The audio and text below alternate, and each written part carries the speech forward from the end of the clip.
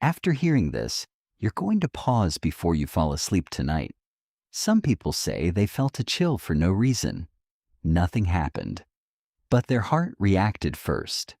Scientists call that anxiety. But what if it wasn't anxiety at all? What if it was a signal?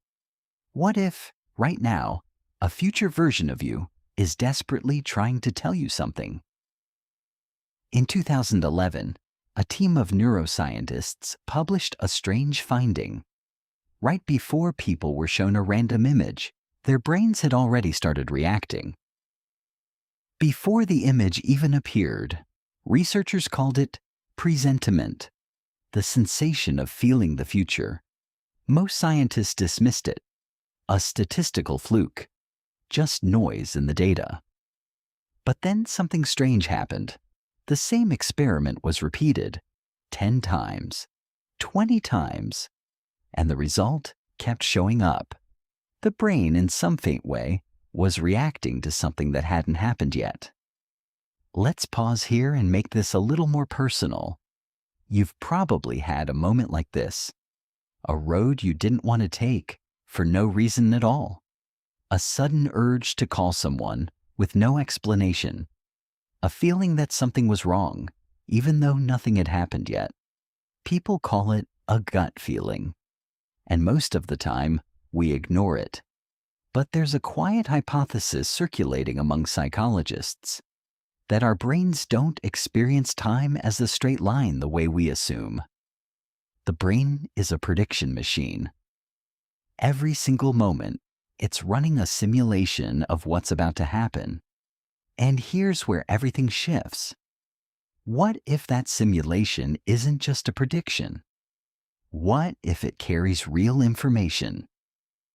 What if the future version of you, the one who already lived through the mistake, the one who already survived the loss, is sending a signal through this exact brain, right now?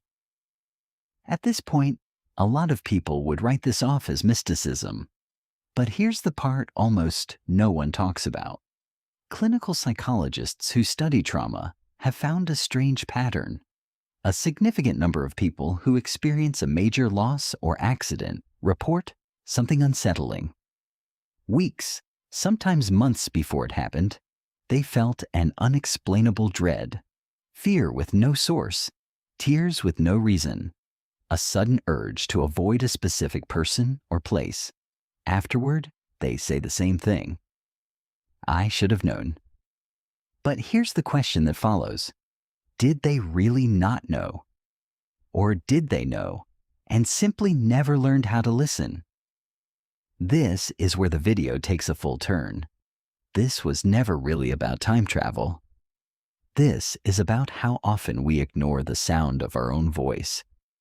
Think about it. Dozens of times a day, we feel a small resistance rising from somewhere inside us. Something feels off. I shouldn't be here. I shouldn't reach out to this person again. And every time, we bury it under logic. I'm just anxious. I'm just overthinking. It's probably nothing. And this is where the truly unsettling part surfaces. What if that voice was never just anxiety?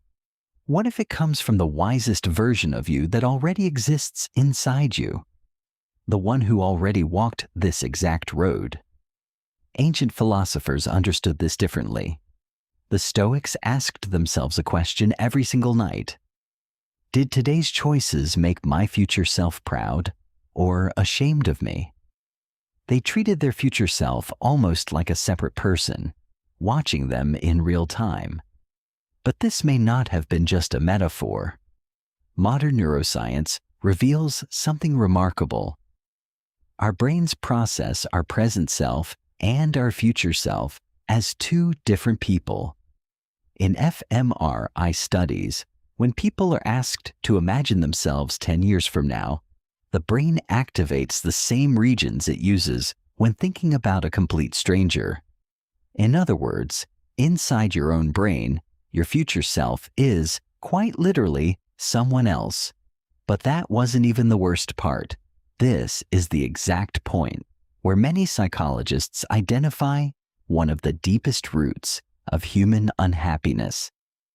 Because we treat our future self as a stranger, we feel almost no guilt betraying them, staying up too late tonight, and exhausting tomorrow's version of you, spending everything today and leaving tomorrow's version of you broke, avoiding a conversation you need to have, and leaving tomorrow's version of you carrying a deeper wound. Every single day, quietly, we betray the person we're going to become. And here's the part almost nobody says out loud. If your future self were ever going to warn you, it probably wouldn't arrive as some supernatural voice or a mysterious premonition.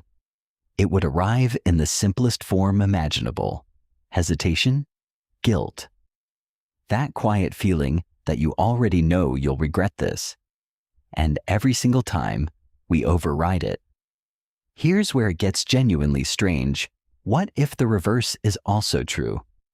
What if it isn't only your future self warning you now?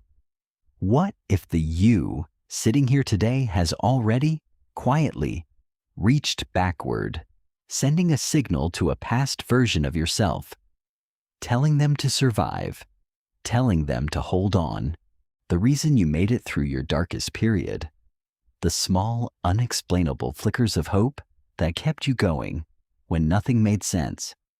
Maybe those weren't random. Maybe that was you, watching this exact video right now, reaching across time, sending it back to who you were then. You may have already saved yourself once. Now let's read this whole thing differently. This was never a story about time. This is a story about us. Every single day, we make decisions on behalf of a future version of ourselves. And every single day, we treat that person like a stranger. We trade their well-being for our comfort right now in this exact moment. But what if, starting today, we treated them differently?